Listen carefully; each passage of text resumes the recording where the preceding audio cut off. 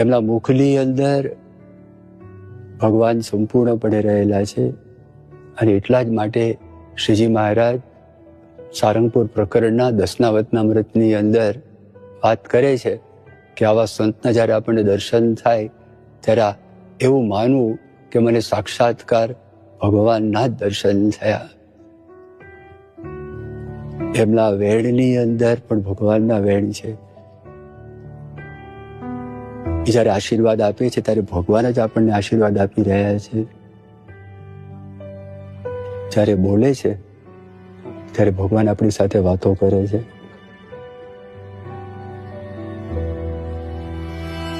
જેના મુખમાં મુખ મહારાજનું,